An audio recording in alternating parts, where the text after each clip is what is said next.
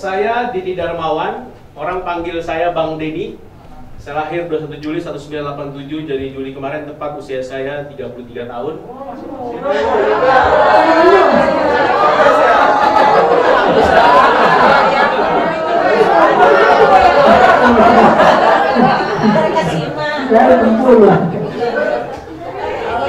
Tahun ramanya mana sih? Ya, teman-teman sekalian, saya putra daerah asli Jakarta. Jakarta punya gaye. Klender, Jakarta Timur, teman-teman sekalian. Dan orang panggil saya Bang Denny. Saya memiliki beberapa aktivitas. Setelah lulus SMA, saya full time di bisnis. Dan alhamdulillah, teman-teman sekalian, dari mulai berangkat dari UKM mikro, usaha lulus SMA jadi pedagang konter dari 1 meter, dan alhamdulillah biidznillah ibu bapak sekalian, hari ini kita membina kurang lebih hampir 5.000 outlet di Jabodetabek. Full time kita kasih modal, kemudian kita mentorin dan kita kawal sampai hampir 50 tim sales penjualan yang mereka rutin kunjungan ke toko-tokonya. Jadi teman-teman sekalian, saya pertama memiliki beberapa aktivitas. Saya owner dari PT Madinah Multimedia Telekomunikasi yang saya rintis dari tahun 2012, mengawali dari etalase 1 meter, dan alhamdulillah hari ini saya punya teknologi server pulsa yang dimana kami menjadi distributor, kemudian menjadi agregator daripada pengusaha pulsa elektrik se-Jabodetabek, dibantu kurang lebih hampir 50 tim sales penjualan. Jadi 5.000 outlet itu kita modalin, teman-teman sekalian. Ada yang 5 juta, ada yang 100 juta per satu outlet gitu ya. Dan tim sales kita setiap 3 hari sehari kunjungan real time, memberikan support dan memberikan sistem sekaligus memberikan edukasi tentang kewirausahaan, dan alhamdulillah kami tumbuh bersama. Dan Allahu Akbar, ketika pandemi, teman-teman sekalian, ketika pandemi orang-orang memutuskan untuk merumahkan karyawannya, kemudian drop bisnisnya, kehabisan bensin. Dan alhamdulillah saya bisa pastikan sistem dan tim saya bekerja, karena salah satunya saya disupport oleh performate.id. Jadi nanti kita jelaskan apa itu performate.id, luar biasa. Salah satu tools yang mengantarkan saya hari ini bisa memimpin beberapa perusahaan tanpa harus saya turun ke lapangan, tanpa harus saya deep dive terjun ke lapangan, tanpa harus saya dorong-dorong mereka. Dan salah satu formula yang alhamdulillah mengantarkan saya hari ini dengan holding Madinah Group Indonesia, salah satunya saya pimpin PT Madinah Sistem Manajemen Bisnis, kemudian PT Madinah Multimedia Telekomunikasi, produknya ada 3 tadi, ada Madinah Reload, ya, distributor pulsa elektrik. Kami ada di 6 kabupaten di Jabodetabek, Tangerang Selatan, Tangerang Kota, Depok, kemudian kita ada di Jakarta Selatan, di Jakarta Timur, kemudian ada di Bekasi, ada di Bogor. Nah, Allah Akbar, tadi saya inspirasi sama beliau, Pak Henry ya. Nah, barakallahu fiik. Saya terinspirasi varian produk apa untuk klien-klien mitra-mitra kami. Salah satunya adalah kargo. Oke, kargo. Dan kenapa teman-teman sekalian? Konter ini hari ini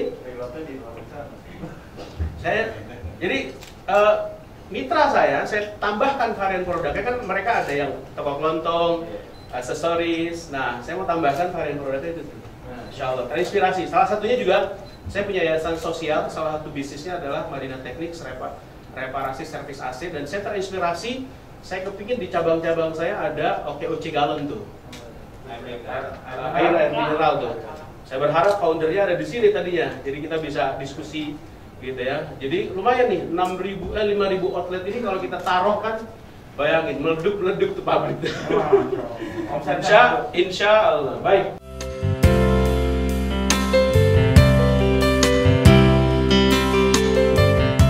Ya, sebelumnya selamat siang rekan-rekan sekalian, para penggerak OKOC, para pengurus, Bang Bule, Bang Iim, thank you banget sudah mengumpulkan kita semua di sini. Ada Bang Denny, rekan kita juga, sohib baik banget. Kita sering banyak acara juga sama Performance. Jadi hari ini mungkin banyak teman-teman yang belum kenal ataupun belum tahu terkait B-Share seperti apa gitu ya. Nah, ini ajang silaturahmi yang sangat baik sekali. Saya sangat dari B-Share sangat mendukung acara OKOC seperti ini, dan harapannya di sini adalah tempat dan waktu kita untuk berkolaborasi bersama gitu ya. Dari sisi penggerak, tujuan kita untuk membantu UMKM bareng-bareng. Nah mungkin bisa ada sedikit paparan gitu ya dari saya terkait sebenarnya ini kalau tadi 7 top itu ya, sebenarnya B-Share ini adalah di tahap 7 ya, permodalan gitu. Nah di sana tentunya kita butuh banyak partner nih dari 1 sampai 6 gitu untuk mencapai permodalan. Jadi tujuannya kita hadir di sini untuk berkolaborasi bersama. Nah ini bisa nyalain ya?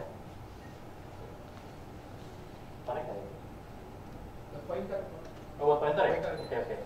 Oke ya. Mungkin boleh next dulu penjelasan. Nah ini jadi katanya tak kenal maka tak sayang gitu ya. Jadi perkenalkan saya Hendrik Vincent, founder dan CEO dari bshare.id. Sebelum membuat bshare, saya sendiri juga seorang pebisnis, Bapak Ibu sekalian. Saya bisnis online. Jadi waktu itu saya ekspor-import dari China, jual barangnya ke US, kemudian juga ada import ke Indonesia. Saya jual barang B2B merchandising, gitu ya, ke perusahaan-perusahaan gitu kan. Akhirnya saya ngumpulin uang tuh lumayan. Akhirnya saya berniat untuk berinvestasi, Bapak Ibu sekalian. Saya berinvestasi ke bisnis UKM, franchise gitu kan. Nah ternyata saya lihat yang dialami oleh bisnis UKM ini adalah oke, kita mau buka outlet gitu ya, butuh mungkin puluhan juta, ratusan juta gitu kan. Dan mungkin nggak bisa dilakukan oleh semua macam Indonesia gitu kan. Oh butuh modal lah segala macam gitu kan.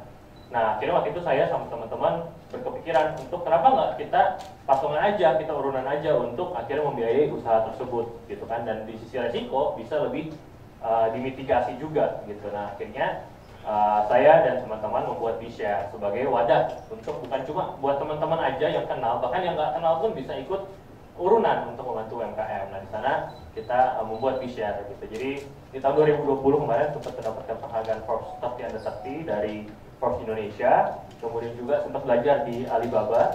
Waktu itu belajar bagaimana Alibaba di sana membangun kerajaan bisnisnya sampai sebesar sekarang gitu ya. Dan mungkin ilmu-ilmu itu bisa nanti juga kita sharingkan kepada UMKM gitu. Bagaimana membuat yang bisnis dari nol gitu ya sampai besar, akhirnya ekspansi sampai ke seluruh dunia harapannya. Insya Allah ya teman-teman semuanya. Oke, next.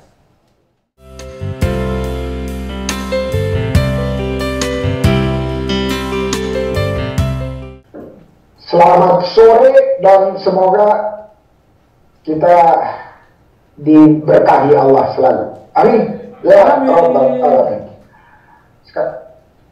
Nah, sekali lagi teman-teman, tadi udah panjang lebar lah. Tadi Bang Mule, saya cuma pengen ngingetin bahwa apa yang dikerjakan oleh teman-teman OKWC ini tentunya yang disebut kurikulum 7 top ini udah dari hasil pemikiran dan pengalaman yang cukup panjang ya, lebih dari 10 tahun, bukan hanya di OKWC tapi dari buyutnya OKWC itu apa? Program Envoy atau dari Yayasan Min Aruna Foundation. Nah, kita lihat bahwa teman-teman yang usahanya bertahan atau yang naik itu rata-rata itu pasti ada yang mendampinginya, ya pasti ada yang mendampinginya. Bisa jadi dia mendampingi tidak ada di sebelahnya secara fisik gitu ya, tapi di WA jawab gitu ya. Terus kalau ditelepon diangkat, nanya-nanya soal bisnis.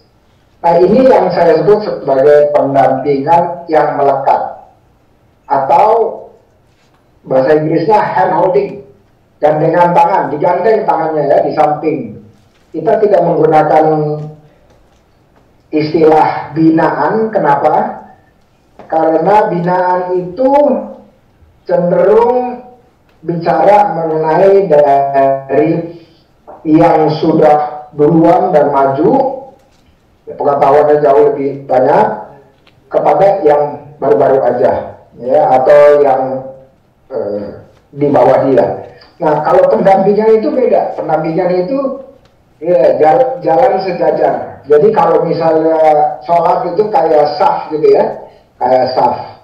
Nah itu satu sama lain saling mengingatkan. Contohnya kalau safnya nggak lurus, langsung diingetin, gitu ya. Kurang rapat, langsung dirapetin. Nah pendampingan itu seperti itu. Jadi bisa dari teman-teman, walaupun dia lebih muda dari kita, sekolahnya mungkin kita lebih tinggi sekolahnya. Dan ini adalah yang bisa dilakukan agar apa? Agar setiap usaha mikro, kecil dan menengah di Indonesia itu punya pendamping minimal satu, ya, minimal satu, ya, di komunitas masing-masing. Dan komunitas itu bukan hanya OKOC Indonesia, tetapi semua tuh yang ada hampir 200 itu. Ya, tujuannya adalah kita ingin berjamaah mengerjakannya, bergotong royong, karena yakin bahwa di titik itulah kita mempunyai perluasan rezeki, insya Allah. Nah, maka itu saya suka ulang-ulang ruhnya OKOC itu adanya di tahap 3, yaitu pendampingan. Kenapa? Karena pelatihan itu semua orang, baik pemerintah maupun swasta pun melakukan pelatihan. Tetapi yang tidak dilakukan setelah pelatihan itu adalah bagaimana yang dilatih itu menerapkan apa yang baru dilatih. Nah, itu letaknya ada di pendampingan. Ya, jadi pendampingan itu rohnya atau jiwanya bagaimana usaha kita bisa tumbuh. Contoh, nanti Bang Denny akan bicara. Oke. Udah ditegur nih mau ini, katanya 5 menit lagi, jangan kelamaan. Siap, Win. Oke. Nanti lama-lama bosan soalnya ya. Nah, sayangnya kalau saya di sini itu kita nggak bisa foto bareng ya, tapi mudah-mudahan insya Allah ke depannya kita bisa tatap muka. Nah, nanti Bang Denny akan cerita bagaimana pendampingan itu bisa dibuat secara sistem. Ya, nama sistemnya performance.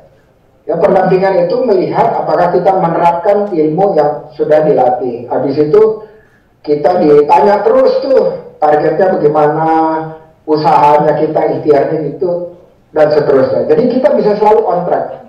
Kalau teman-teman lihat ngobrol saya kemarin dengan Korda OKOC Kalam di Depok, Ibu Isnawati, itu dia sudah menerapkan itu seperti performa tetapi dalam dirinya sendiri. Jadi selalu bertarget. Ya, dan yang tadinya modal usahanya 200.000 rupiah bikin produk kolang kaling, ya, kolang kaling aneka rasa, itu sekarang dia udah punya rumah produksi sendiri, ya, 5 tahun kemudian, dimulai dari 2016 lalu. Jadi saya yakin dengan metode yang ada di teman-teman OKOC Indonesia dalam 7 top ini, insya Allah kalau kita disiplin menjalankannya, usaha teman-teman akan terus bertumbuh insya Allah, dan ujungnya menciptakan lapangan kerja bukan buat diri sendiri tetapi buat banyak orang, teman-teman kita yang di PHK, saudara-saudara kita, anak-anak kita, semua kita bisa bantu di dalam usaha kita, insya Allah. Terima kasih sekali lagi.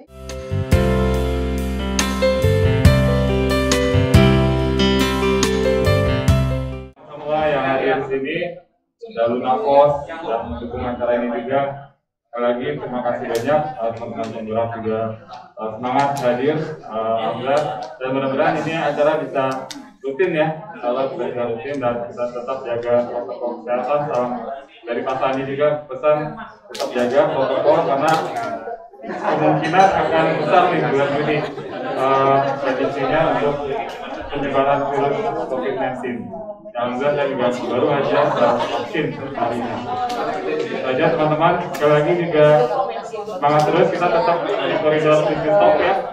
7 tahapan OKOC menuju prima. Ada apa aja? Nomor 1, tahap pertama pendaftaran, kedua pelatihan, tiga pendampingan. Tadi Pak Denny bilang penting. Yang paling berat Pak Sandi juga di kementerian. Anda di kementerian Pak Sandi bahwa pelatihan dan pendampingan itu mindset ke teman-teman di kementerian bahwa paling penting adalah pelatihan dan pendampingan lah yang penting, karena jangan sampai habis dilatih hilang begitu aja. Jadi harus didampingi. Pak Sandi akan terus pendampingan, karena kurikulum OKOC katakan tadi dibawa ke kementerian dengan konsep namanya AKI ya. Kalau lihat nanti semua konsepnya adalah AKI apa? Bang Wei katanya?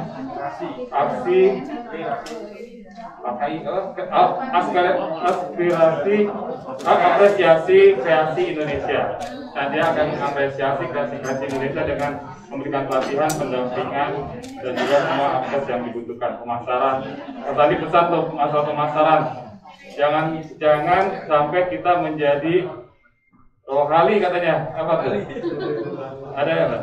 Rombongan hanya lihat-lihat. Itu sama saya itu.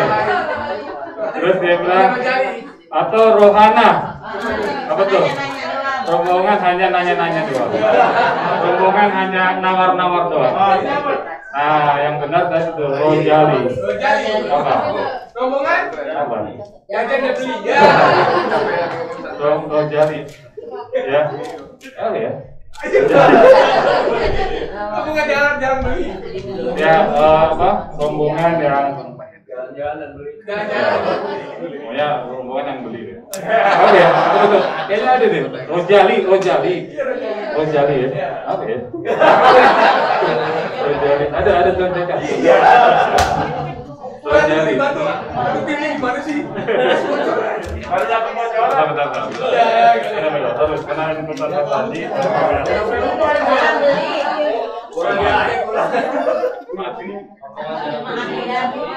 Oh, bukan rombongan. Belilah. Sama satu lagi, Romako.